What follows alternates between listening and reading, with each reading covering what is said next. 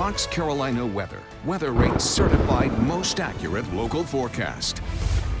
And just amazing video coming out of the Northeast, something you don't often see there. This amount of flooding, tornadoes in New Jersey and in Philly, a lot of damage. All of this, the remnants of Ida that hit Louisiana, moved through our area and continued on. We saw flash flood warnings in New York City that's never been issued. And then look at the damage from these tornadoes. Several of them confirmed. Many were going off multiple times. But you can see just the devastation. And these were not just some weak tornadoes that moved across some of those suburbs and cities. Many people were really surprised when they saw a tornado in some of those subdivisions in New Jersey. And then, of course, Kendra, in New York City, most people aren't used to swimming to get home or to get out of their homes. But I'll tell you, it was a situation they'd never seen up in the Big Apple. Yeah, it was really startling to see all of that last night. And it just goes to show you the inland effects of tropical systems can often be just as significant as when they make landfall. It's just different ways. Far-reaching effects from Ida for sure.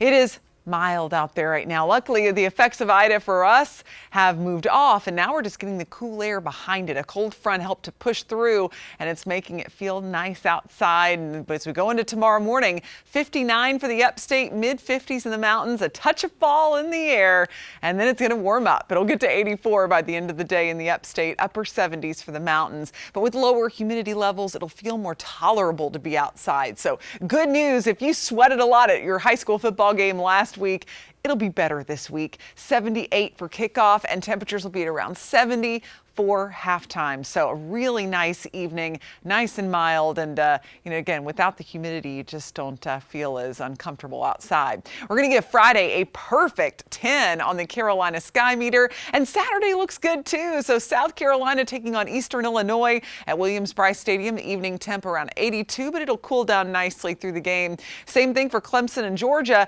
as will be in Charlotte. Temperatures will be in the low 80s. It'll be warm and dry, but cooling down steadily through the game, and no rain expected.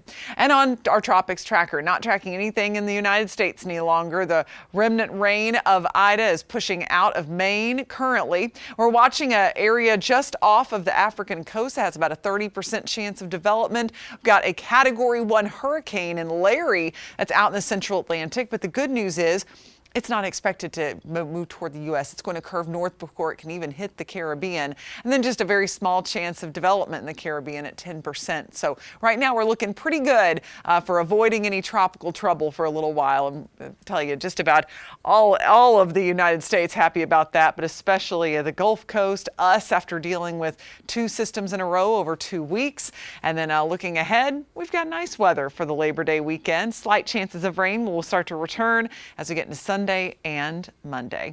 Now it's time for your riding forecast. It's sponsored by Harley-Davidson of Greenville. And if you're going to be on the roads, it's going to be a great one. Mid-80s, not humid, sunny, just a glorious Saturday. Starts to get a little bit more humid on Sunday with just a 20% chance of a shower or storm in the mountains. Looking at highs in the low 80s, so perfect for a ride on Saturday, and then watch for afternoon storms on Sunday. Now